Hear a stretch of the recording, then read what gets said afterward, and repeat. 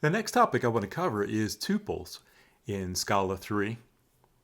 And the reason I want to do this is because we basically we need to see this before we get into the lesson on sequences and other types of collections. So it's a little bit of background material before we get into that. So a tuple is a heterogeneous collection of elements where I'm using the word collection a little loosely, and you'll see that here in just a moment. And the way you create a tuple is you use parentheses like this. So you open parentheses, and then I'll put a 1 in there, and then I'll also put a 2.2 in there. And this is what I mean by heterogeneous, is that the data types don't have to be the same, and they don't have to be the same at all.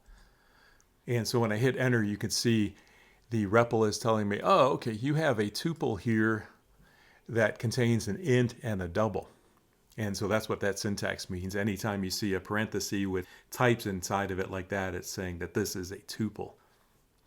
And you can add more things and different things to this tuple. So here's a string, and here's a character.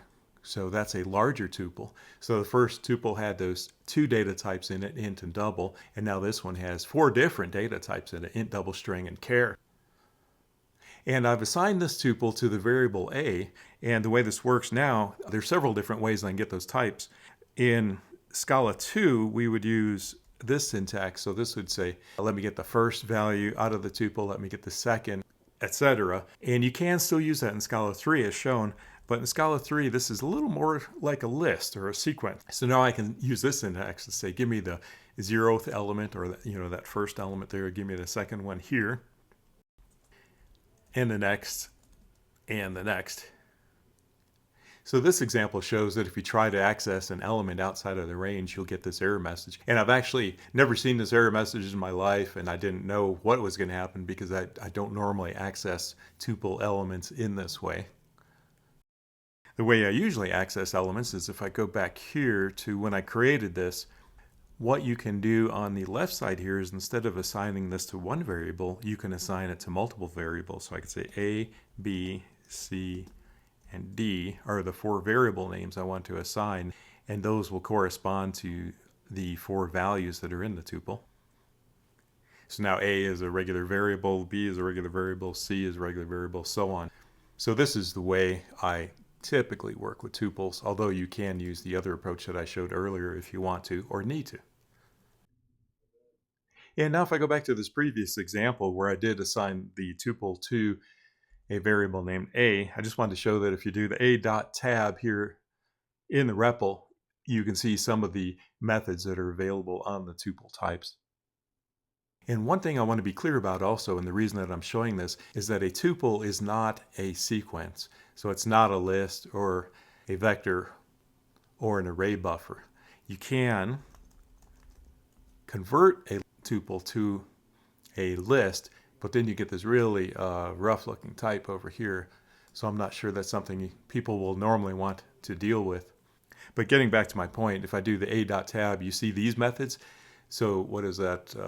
1, 2, 3, 4, 5. So it's 5 columns and 4, 8, 10. So it's 50 methods that are available on a tuple, roughly. Conversely, if I create a list of 1, 2, 3, then I do a .tab, you'll see that a true list, which is a true sequence, has 186 possibilities. So there are many, many more methods that you can use to work on with a list than a tuple. And here are just a quick exposition of all these methods that are available on a list. And again, by comparison, that's all we have on a tuple are these here.